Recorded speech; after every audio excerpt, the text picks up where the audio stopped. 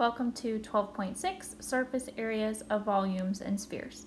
Scan the text in Lesson 12.6. Write 2 facts you learned about surface areas and volumes of sphere.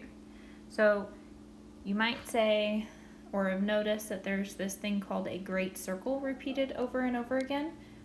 So something involves a great circle. Okay, and you may have also noticed that there is no lateral area for a sphere. That's because a sphere does not have a base.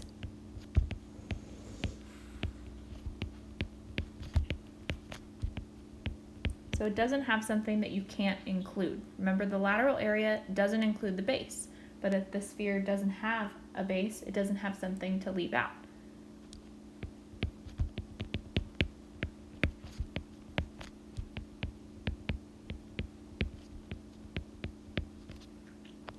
Label the parts of the sphere pictured below.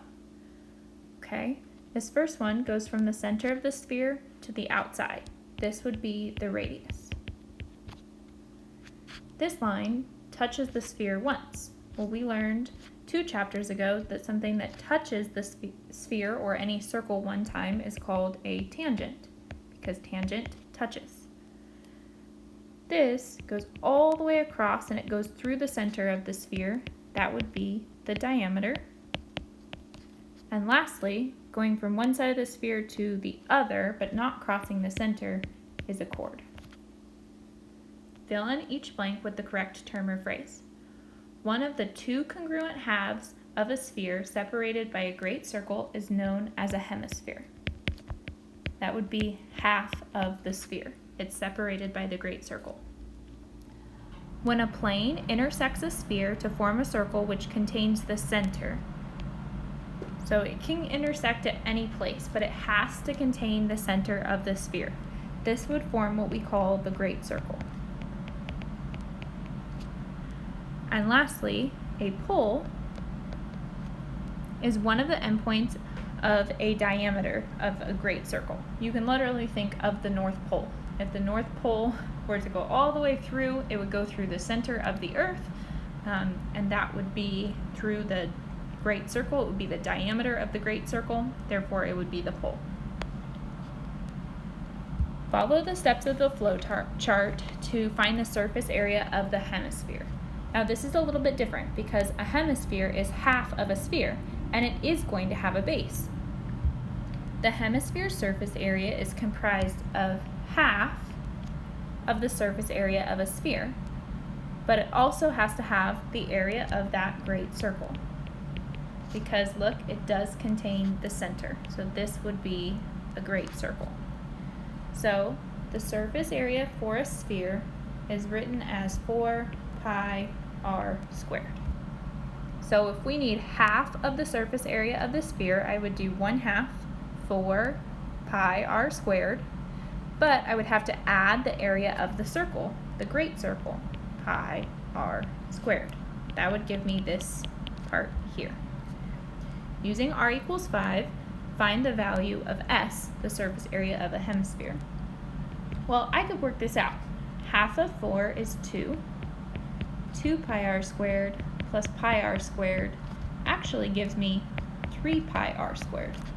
I would rather plug a radius of 5 into this than into this mess at the beginning. They'll get you the same answer either way. 3 pi times 5 squared. So I'll start out with 5 squared, 25, times 3, 75, times pi, gives me 235.5 centimeters squared.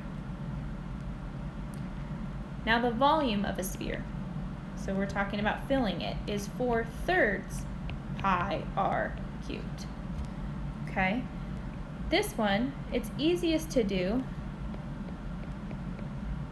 as if you're multiplying everything in the top, 4 times pi times r cubed, and then dividing it by 3. Notice this r is cubed, not squared. It's the only measurement we have on a sphere, and that's how we're going to get our units cubed for volume. So it says find the volume of a sphere with a diameter of 1.6. Well, if the diameter is 1.6, the radius is going to be 1.6 divided by 2, or 0.8. I'll plug it in. V equals 4 times pi times 0.8 cubed divided by 3. Okay, so going to our calculator, do 0.8 cubed first, times 4 times pi divided by 3, 2.1 feet cubed. Find the volume of a sphere with a great circle circumference of 19.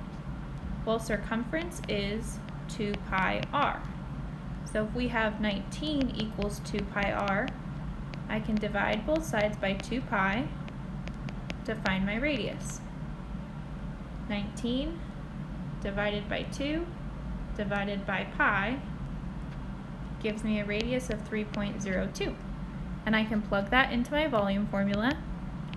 4/3 pi r cubed. Kind of getting a little squishy here. 3.02 cubed first, times pi times 4 divided by 3 gives me 115.4 inches cubed. And lastly, find the volume of a hemisphere with a radius of 7.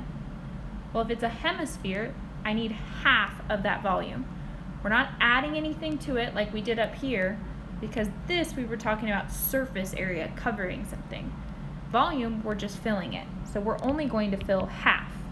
1/2 times 4/3 pi times 7 cubed.